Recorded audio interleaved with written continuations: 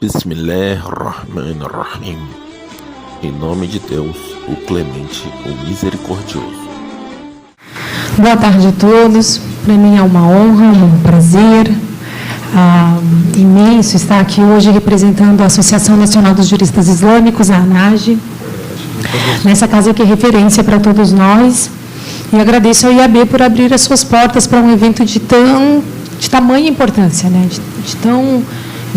de tanta relevância como esse. Com certeza, nos dias de hoje, com tanta intolerância que se tem presenciado, principalmente na internet, que é um grande veículo de alastramento, né, de intolerância principalmente religiosa, abrir a porta para um debate como esse é essencial, é importantíssimo.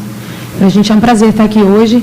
Agradeço ao presidente da Comissão de Liberdade Religiosa do IAB, doutor Gilberto Garcia, ao doutor Jaicemar Lima também, pela paciência, o contato desde o início para a composição dessa mesa. E lhes parabenizo, porque são eventos como esses que com certeza vão fazer a diferença nos quadros estatísticos e na realidade do nosso país daqui para frente. Pois bem, vamos lá. Nós sabemos que temos o direito de discordar, mas nós temos também, ao mesmo tempo, o direito de respeitar. Temos o direito de discordar, mas não o direito de desrespeitar ninguém. Então, é baseado nisso e nessa troca de conhecimento que a gente está fazendo aqui hoje e sempre é feita nesses eventos, a gente vai poder aumentar o nosso conhecimento para que a gente possa ter uma convivência mais harmônica e pacífica. Não basta se falar em direito, a gente tem que aplicar o direito. Não basta se falar em respeito, a gente tem que praticar o respeito. É assim que funciona. Bom, a minha mesa ela vai tratar dos desafios que o Islã encontra no ordenamento jurídico brasileiro. Só que, antes disso, eu preciso falar um pouquinho da Sharia. Dela muito se fala, vocês já devem ter ouvido, mas muito pouco se conhece. A Sharia, na verdade, ela vem da palavra árabe que significa caminho das águas. E a água, o caminho das águas, a água ela tem um jeito específico de sobrepor os obstáculos, de contornar os obstáculos. E a Sharia, ela vem, ela deriva da palavra, ela tem origem na palavra árabe com esse significado. Quando a gente fala em caminho das águas, a gente fala na relação que a gente deve ter com todos. É uma relação diplomática, uma relação política, uma relação social, tradicional. Deve ser essa, baseada nesse conceito. Bom, mas a Sharia, na verdade, além dessa origem, ela carrega o significado de ordenamento islâmico ou regras islâmicas. A Sharia ela é o conjunto a normatização das regras islâmicas. E aí, dito isso, eu gosto sempre de falar que as pessoas costumam alarmar muitas vezes algumas pessoas da sociedade quando dizem cuidado, a Sharia está se implementando no Brasil. E aí se cria com isso já se cria uma indisposição. Ninguém sabe o que é Sharia, mas já que as pessoas mandaram tomar cuidado, é melhor tomar cuidado. Não deve ser muito bom. E em relação a isso, o que eu tenho para dizer e informar é que, na verdade, a Sharia já está instalada no Brasil. A Sharia se instalou no Brasil com a vinda do primeiro muçulmano para cá e a prática da religião islâmica. O que a gente está fazendo hoje é praticar a Sharia. A Sharia são regras islâmicas, por exemplo, que me dizem que eu devo usar o hijab, que é o véu islâmico, ou eu estou implementando a Sharia nesse momento. A Sharia me diz que eu tenho que buscar o conhecimento, tenho que dissipá-lo, tenho que adquiri-lo. E hoje a gente está fazendo isso, a gente está numa troca de conversas, tantas mesas tão interessantes. Entre hoje e amanhã, o IAB vai receber inúmeras associações jurídicas, inúmeras pessoas que vão discursar sobre esse tema de tamanha relevância. A gente tem que aproveitar essa oportunidade e essa troca é prática da Sharia também. Então, a Sharia não é nada assustador como algumas pessoas pensam. A Sharia, na verdade, é esse conjunto de regras que regem a vida do muçulmano e regem em todos os sentidos. A religião islâmica, ela não se caracteriza só como uma religião. A gente chama, em árabe, existe a palavra din. Então, é din al-Islam, o sistema islâmico. Você não é muçulmano só dentro do templo, você deve ser muçulmano em todas as ocasiões e situações da sua vida. Então, a Sharia, como vocês preferirem, eu posso usar a palavra Sharia, ou regras islâmicas, as regras islâmicas, elas se colocam em todos os sentidos. Na relação minha comigo mesma, na minha relação com Deus, na minha relação com o meio ambiente que me cerca. Então, a fauna, a flora, a preservação do meio ambiente, o bom trato aos animais. A Sharia se coloca e normatiza também a vida dos muçulmanos com as outras pessoas, sejam elas muçulmanas ou não. Essa é a Sharia. Não existe nenhum bicho de 7 cabeças, como muitas vezes se tenta colocar e se disseminar na internet, né? Bom, e qual é o objetivo principal da Sharia? O objetivo principal das regras islâmicas é trazer o equilíbrio à vida do ser humano. Esse é o objetivo principal da Sharia. Também não é nenhum bicho de 7 cabeças. Está mais fácil do que parecia, né? Vamos lá.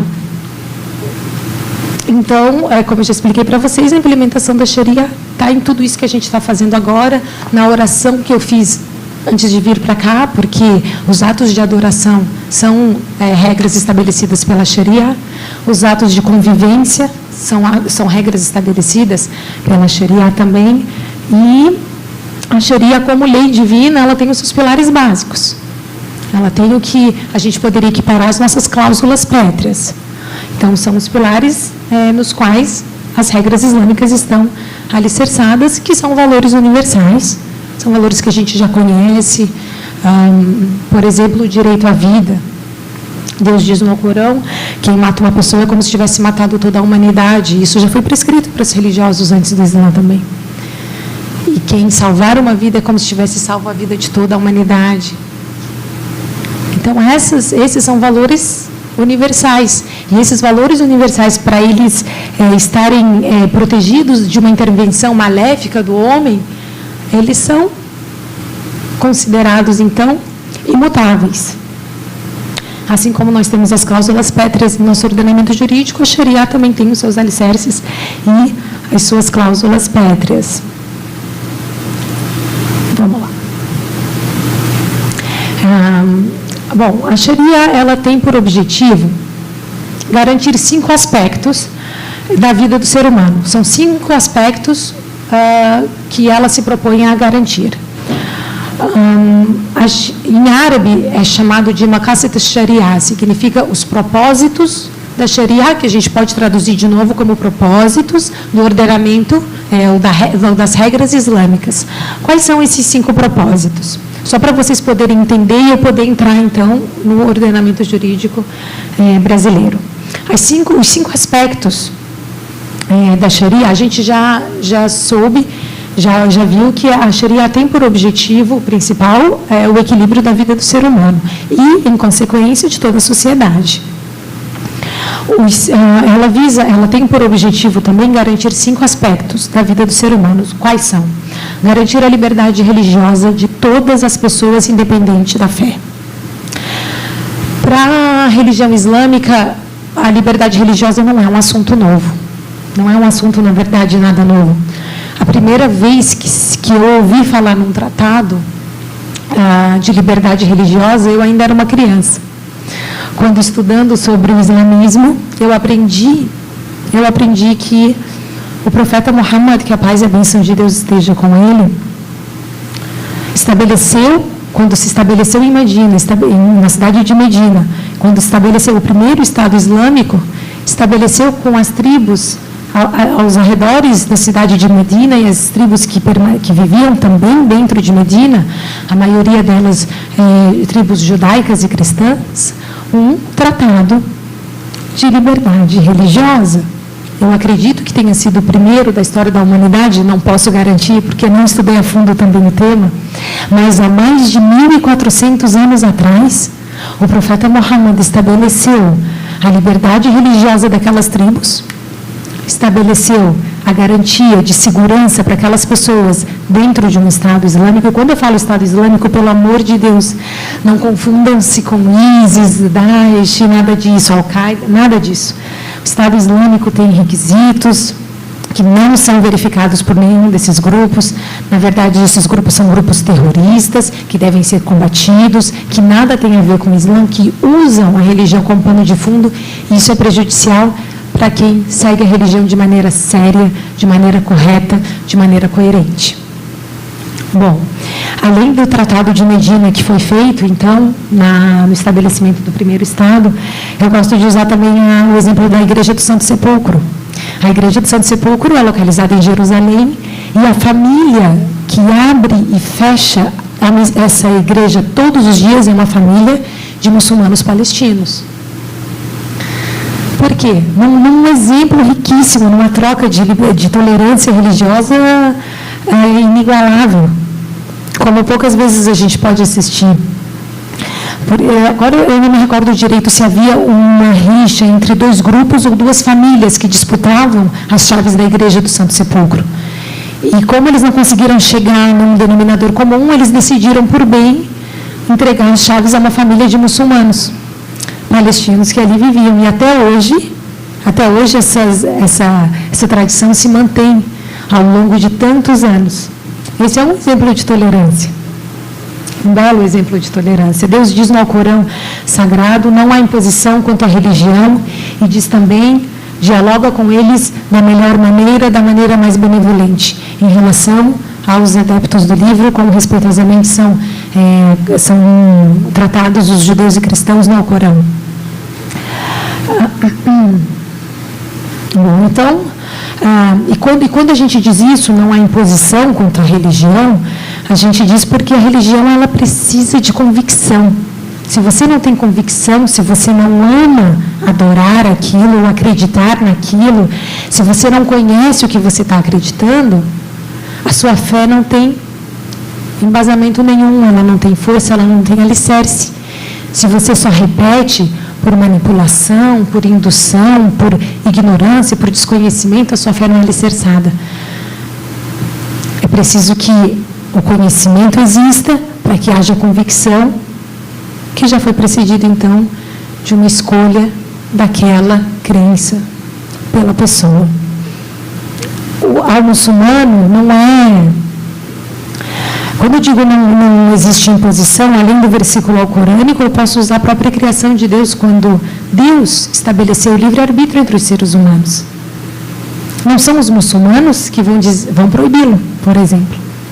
Então, nós acreditamos na convicção religiosa, achamos que é o melhor caminho para a busca do conhecimento e para a conscientização também da existência de Deus, e a diversidade religiosa, a prática de outras crenças, é também resguardada pelas regras islâmicas perfeitamente.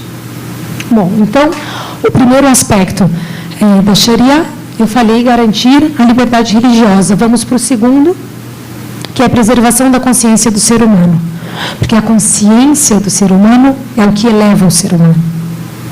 Um ser humano sem consciência é um ser humano sem dignidade também. E é por isso que o Islã proíbe qualquer forma de... o consumo, por exemplo, de produtos inebriantes, como álcool, como drogas, e qualquer outra forma de manipulação que não seja o livre convencimento para que as pessoas se conscientizem e façam suas escolhas de forma consciente. O terceiro aspecto é a garantia da vida. Preservar o ser humano no seu aspecto físico, mental e espiritual. É por isso que tudo aquilo que faz mal ao corpo, à mente ou ao espírito é condenado, proibido pelo Islã. Em contrapartida, tudo aquilo que faz bem à mente, ao corpo e ao espírito é liberado, admitido e até incentivado pelo Islã. O quarto aspecto seria a preservação da genealogia do ser humano. É por isso que o Islã proíbe terminantemente a fornicação e o adultério, ou qualquer outra forma de relação fora do casamento ou extraconjugal. E o quinto aspecto, que as regras islâmicas procuram garantir, é o direito ao patrimônio. Então, ninguém pode tomar o patrimônio de outro, seja ele muçulmano ou não. Eu não estou autorizado a invadir, a destruir ou me apossar de algum bem de outra pessoa pelo Islã. Então, a gente vê algumas condutas de pessoas não coerentes, invasões, mas isso não se coaduna com as regras islâmicas. Então, a gente pode perceber que os valores da Sharia, os valores das regras islâmicas, são valores universais, que a gente já conhece, os que são universalmente conhecidos e protegidos. E aí, para fechar o entendimento sobre a Sharia, eu queria registrar aqui que a primeira regra da Sharia foi a seguinte palavra: leia. Não foi siga cegamente, não foi pratique, foi leia. Porque a busca do conhecimento é o início para todo o caminho de conscientização e um bom convívio, uma convivência harmônica entre todos, seja numa família, em todos os graus de uma sociedade.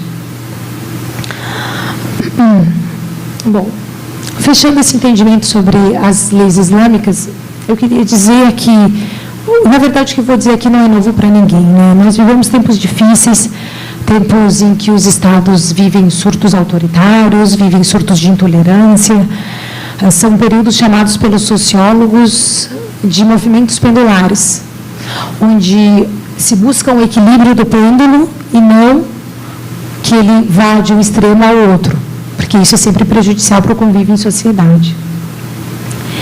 E para resguardar os nossos direitos em momentos como esse, nós temos que entender o perfil político constitucional em que o ordenamento jurídico brasileiro está alicerçado. Nós precisamos entender o arcabouço jurídico brasileiro.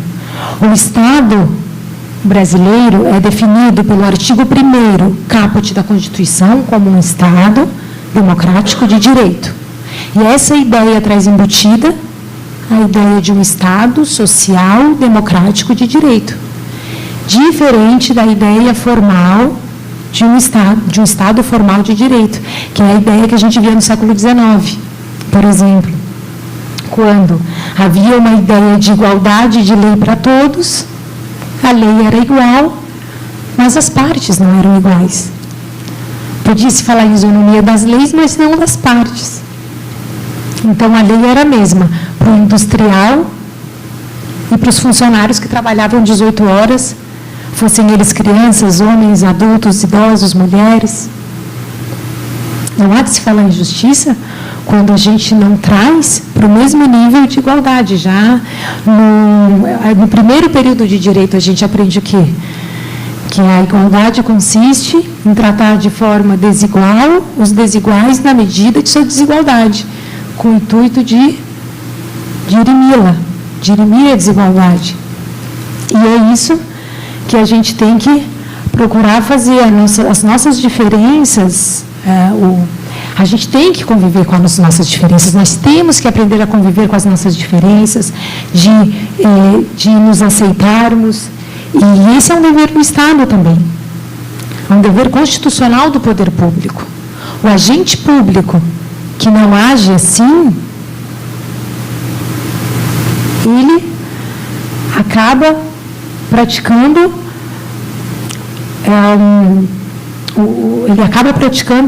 abuso de poder.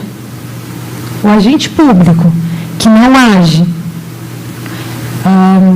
por autoridade, que age, que pratica abuso de autoridade por desvio ou por excesso, nesse caso vai praticar abuso de autoridade por omissão. Por não levar o direito àquela pessoa, mesmo esse direito estando constitucionalmente garantido. No Brasil, cerca de 92% da população se declara adepta de alguma religião. Isso é um número muito expressivo, né? E o Estado, ele garante a liberdade religiosa, liberdade de crença e liberdade de culto religioso também. Nós somos um país laico porque não temos uma religião oficial, porque não temos o nosso ordenamento jurídico atrelado a uma religião. Mas a laicidade, que é a inexistência da religião oficial, ela não pode ser confundida com o laicismo, que é a aversão, é o anteparo, é o ódio à religião. Então, a gente tem que tomar muito cuidado nesse sentido. Nós temos que entender que a estrutura legal do nosso país, a gente tem que entender qual é essa estrutura para poder defender os nossos direitos. Não é mesmo? Todos que agem com intolerância estão agindo contrariamente ao modelo que o país escolheu para o convívio da sociedade. Essa é a nossa realidade. Acreditamos como muçulmanos que Deus diz o seguinte: e prescrevi para mim mesmo a misericórdia. Nós acreditamos que Deus é misericordiosíssimo. E eu brinco com esse dito, dizendo o seguinte: o Estado brasileiro de Direito, com a Constituição de 5 de outubro de 1988, prescreveu a si mesmo a dignidade humana, que é o princípio norteador e é o alicerce de todo o nosso ordenamento.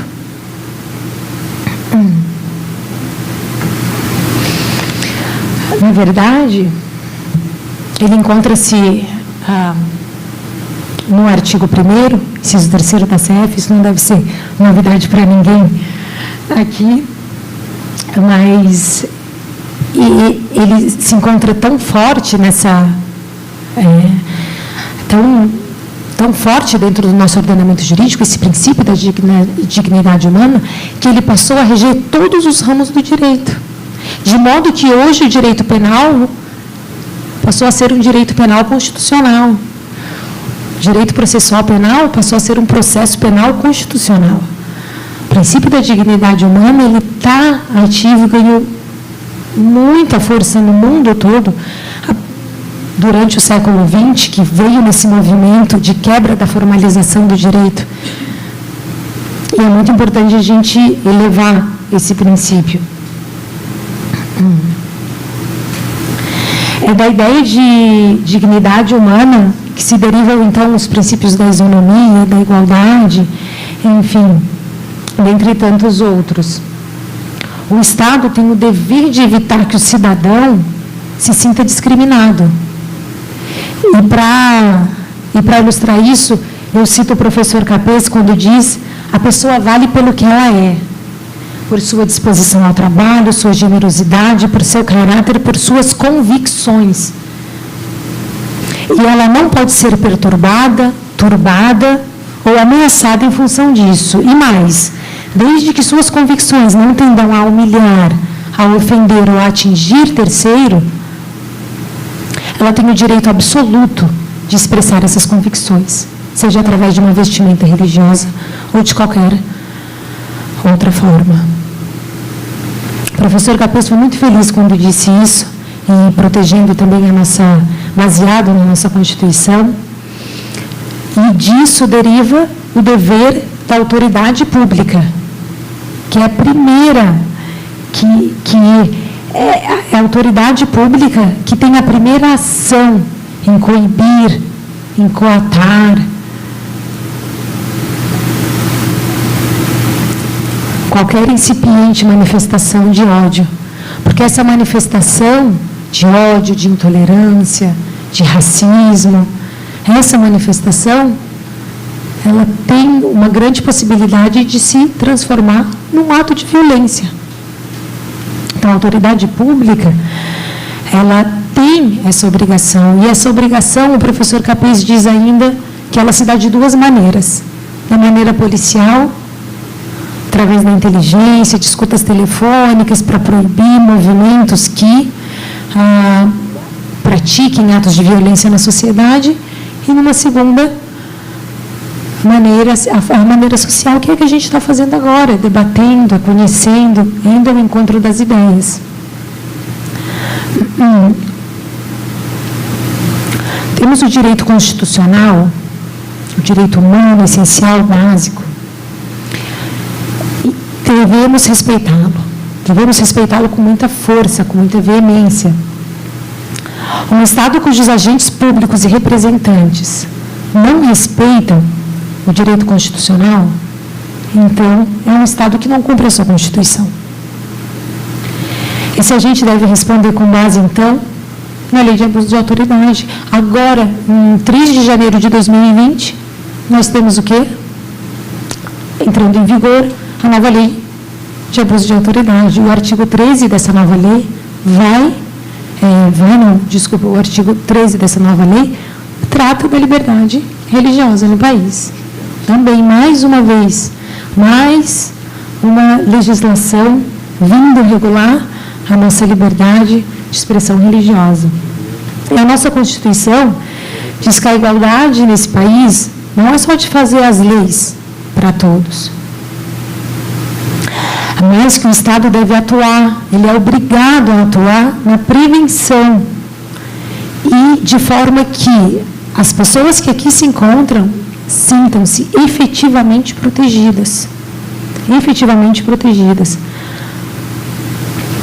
Por maiores que sejam as desigualdades, o Estado não pode se eximir ou parar, ele deve continuar incessantemente até que cessem essas formas de discriminação ou que sejam, pelo menos, dirimidas. O artigo 5º caput da nossa Constituição fala sobre o direito à isonomia, sobre o direito à vida, à honra. O seu inciso 6º assegura a liberdade de culto e de convicção religiosa. A mesma Constituição, no artigo 42, considera o racismo como crime imprescritível. A nossa Constituição, nesse sentido, ela é mãe. Nós temos uma vasta legislação constitucional. O que a gente precisa agora é de políticas públicas que implementem esses mandamentos e de legislações infraconstitucionais tão humanas quanto a nossa Constituição. Nós temos também a Lei 7.716 de 89, que foi alterada também em 97, acrescentando como crime de racismo, além de cor e raça, também por etnia, por religião ou procedência nacional. E nós devemos, não só o STF é o guardião das nossas leis, da nossa Constituição, todos nós somos. Nós somos quando vivendo a situação de um crime ou presenciando o crime de intolerância, buscamos os nossos direitos. Quando fazemos cumprir a Constituição, estamos guardando a nossa Constituição também. A intolerância agride de forma muito intensa a dignidade humana e é por isso que ela deve ser combatida. E nós temos que falar acerca da intolerância porque ela é um obstáculo à liberdade de crença, à liberdade de culto. No Brasil, desde que o exercício da sua religiosidade não viole a ordem, a segurança e a saúde pública, a sua prática é liberada em território nacional. Então, todas as religiões que aqui estão e permanecem têm seu direito assegurado pela Constituição em se expressar livremente, obedecem às leis constitucionais.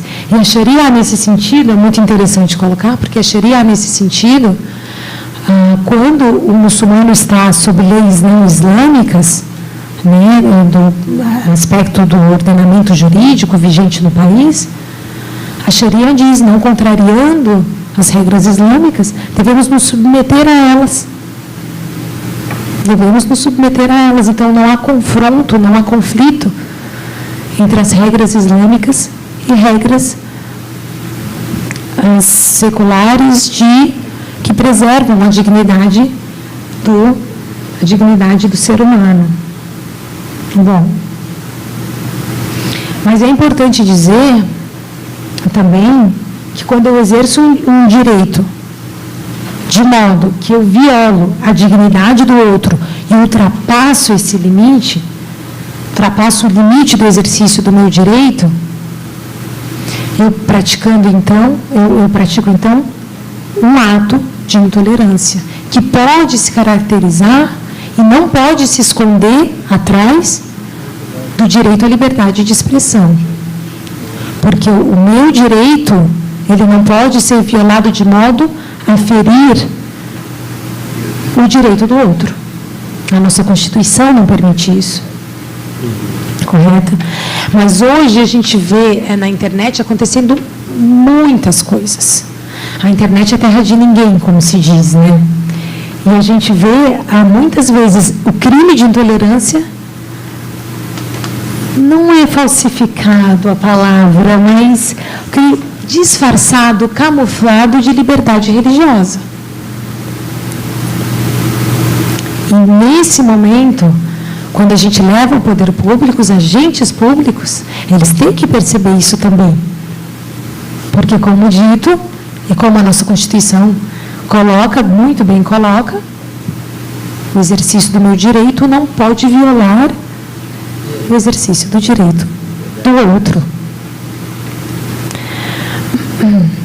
Bom, a ANAGE, ela tem atuado, a Associação Nacional de Juristas Islâmicos, a qual eu represento aqui hoje, ela tem atuado principalmente em ações contra grandes provedores, que respondem também pelo conteúdo que disponibilizam nas redes, armazenam e disponibilizam nas redes. E tem sido o foco principal da ANAGE hoje, em função do que vem acontecendo no meio virtual. A intolerância é um estágio perigosíssimo da convivência humana, e uma vez que ela consiste na perda da capacidade de enxergar o outro, eu só consigo enxergar a mim, aquilo que me diz respeito, aquilo que me interessa, eu não consigo enxergar o que é necessário para o outro, o que é direito do outro, o que é costume do outro, o que é religião do outro. Quando eu só consigo me enxergar dessa maneira, então eu tenho que tomar muito cuidado, porque muito provavelmente eu seja um intolerante. A gente tem que tomar muito cuidado no jeito de encarar as coisas e de exercer o nosso direito.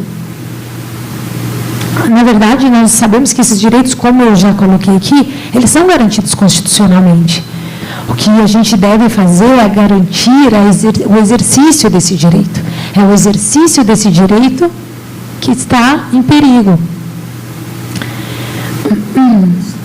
E é preciso que haja engajamento, conscientização, educação, tanto dos servidores como tanto dos cidadãos comuns quanto dos servidores públicos. E aí o doutor Gilberto me indagou quais os desafios que a crença encontra no ordenamento jurídico. São inúmeros e muitos deles são comuns às outras crenças, a todas as outras crenças, na verdade. Eu vou colocar algumas coisas que acontecem, acredito que mais especificamente com muçulmanos, para a gente poder ter uma pequena noção, talvez uma diferenciação. A gente encontra um desafio muito grande no mercado de trabalho, principalmente para mulheres muçulmanas, que usam o hijab, que usam o véu islâmico, né, a vestimenta islâmica. O véu islâmico, eu não sei se vocês se lembram, há uns anos atrás, na França, se proibiu o uso do véu islâmico. Na verdade, se proibiu o uso de símbolos religiosos em escolas e repartições públicas. Ostensivos. Exatamente. Se proibiu o uso de símbolos religiosos ostensivos em escolas. Oi? Em escolas e repartições públicas. Mas acontece que o hijab não é um símbolo religioso. Desde quando o hijab, o véu islâmico, a vestimenta islâmica é um símbolo religioso? O hijab é uma prática religiosa. O hijab faz parte do culto da religião pela muçulmana. O hijab não é símbolo. Pode ser encarado como símbolo pelas pessoas que não são muçulmanas. Para a muçulmana, É uma prática religiosa. Assim como a prática da oração, assim como a prática do jejum, assim como a prática da caridade, a prática do uso do hijab. Então, as mulheres muçulmanas se viram aí feridas no seu direito. O Estado laico, que deve proteger a expressão de todas as crenças religiosas e nenhuma em detrimento da outra, ele veio aí cerceando o direito à liberdade. E a gente está falando da França, a gente tem tanta coisa para aprender com a França. O país da liberdade, igualdade, fraternidade. A gente tem tanto para aprender com ela. A história da França é incrível. E, de repente, em pleno século XXI, um retrocesso dessa magnitude. As mulheres muçulmanas no mercado de trabalho, elas passam por algumas dificuldades, porque, quando oferecidos os seus currículos, são muito elogiados. E aí elas recebem uma ligação para vir, ou para mandar uma foto, ou para fazer uma entrevista, né? Uma última parte do processo seletivo, uma entrevista de trabalho. É quando ela, gentilmente, é descartada do posto.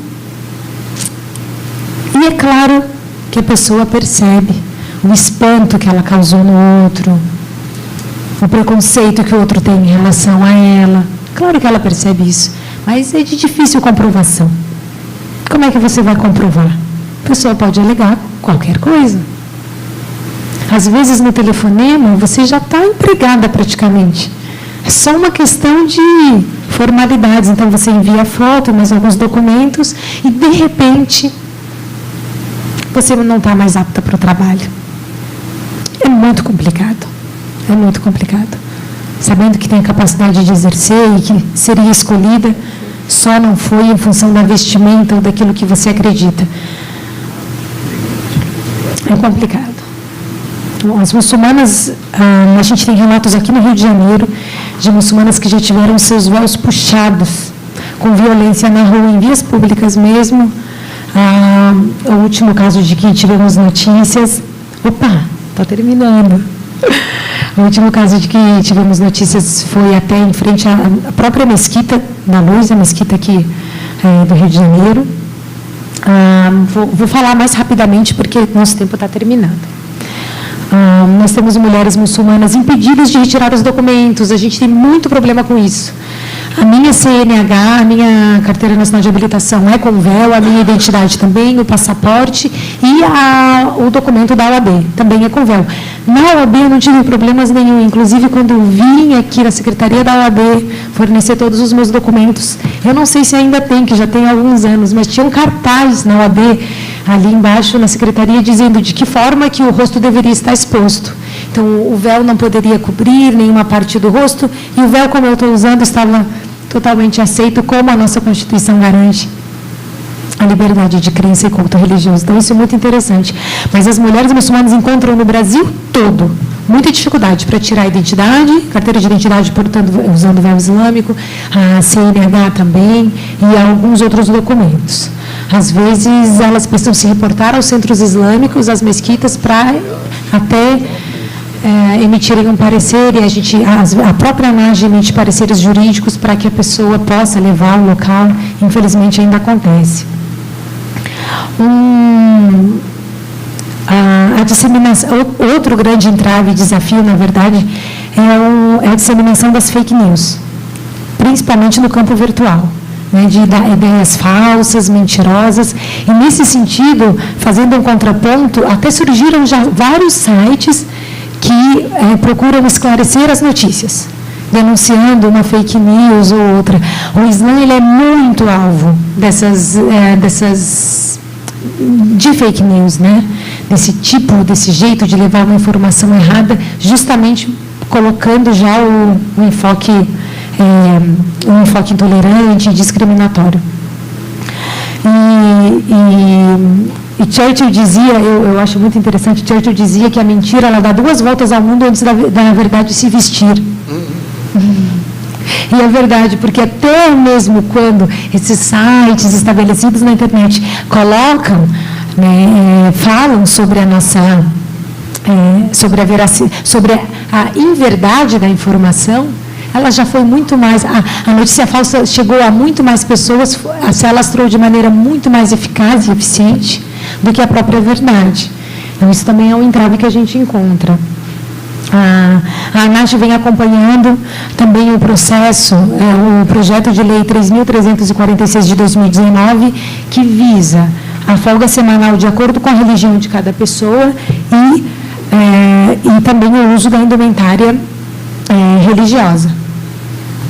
E essas são basicamente para encurtar a minha fala. Eu prometo que eu já vou terminar. Eu só queria dizer que no início eu falei sobre o caminho das águas. E a água, ela sempre trabalha em equipe. Quanto mais água tem, mais forte ela fica e mais fácil ela sobrepõe os obstáculos, ela contorna os obstáculos. E por isso eu queria deixar aqui a sugestão para o nosso querido Dr. Gilberto Garcia, um chamado de união das entidades. Entre hoje e amanhã, várias entidades jurídicas representativas de várias religiões vão estar presentes aqui, ou já estiveram. E por isso, eu proponho a criação de um órgão que una todas essas entidades na busca do combate à intolerância. Fica a dica, doutor Gilberto.